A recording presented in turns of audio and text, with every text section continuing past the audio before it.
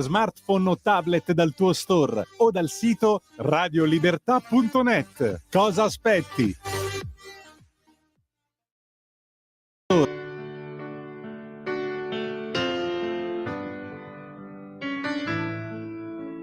Va ora in onda Liberamente. Variazioni e scorribande con Giovanni Sallusti.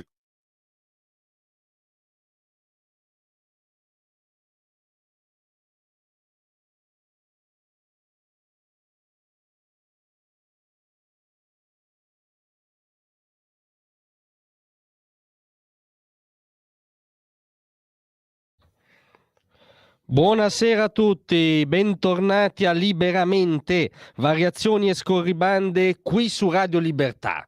Allora non oso immaginare quanti fegati spappolati a sinistra oggi, perché proprio nei giorni in cui noi nel dibattito italico suoniamo l'allarme perché sta arrivando Elon Musk, questo principe delle tenebre social, che rischia addirittura di fornirci il sistema satellitare più all'avanguardia del mondo, ebbene proprio oggi si scopre che anche Mark Zuckerberg sta con Trump, sta con Musk, sta con la libertà di parola, quella cosina che connota la civiltà occidentale e il paese di Zuckerberg, in particolare gli Stati Uniti d'America, la più grande democrazia liberale. È una debacle meravigliosa del mainstream.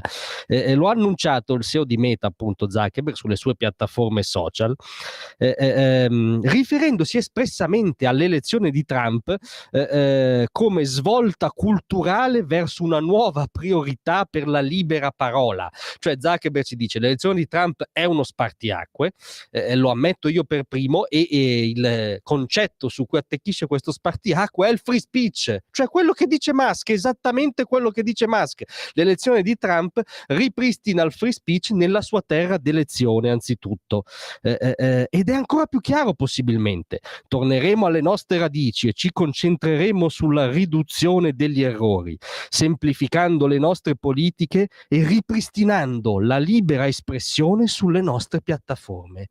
Quindi Zuckerberg ammette di averla violata la libera espressione, se la deve ripristinare, e tra l'altro dichiara che sostanzialmente smantellerà tutto l'apparato del fact-checking di Meta, che come sapete ha un apparato ideologico, totalmente ideologico, con punte peraltro di surrealismo comico. Cioè è stata rimossa l'origine du monde, no, da Meta perché è stata giudicata un contenuto pornografico.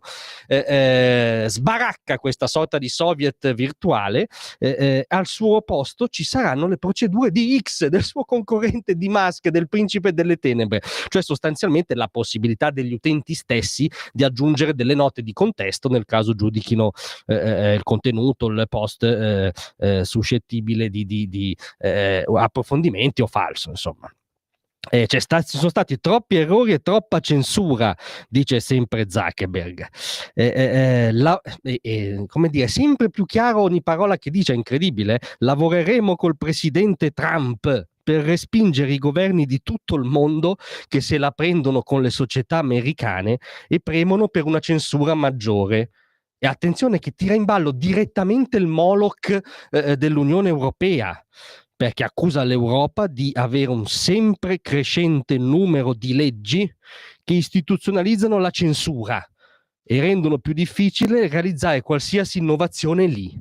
Cioè le boiate dei commissari europei, vi ricordate Breton, ma prima di lui, anche dopo di lui, è riemersa l'idea di censurare X, cioè che 4 funzionari in un ufficio di Bruxelles possano censurare una piattaforma social globale. Dice Zuckerberg, è una follia, anzitutto da un punto di vista valoriale.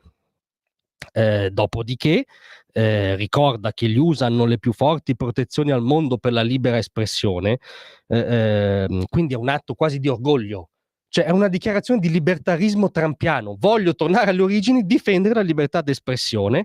E infine dà proprio il nome alle cose Zuckerberg: la Cina ha censurato le nostre app, impedendone persino il funzionamento nel paese.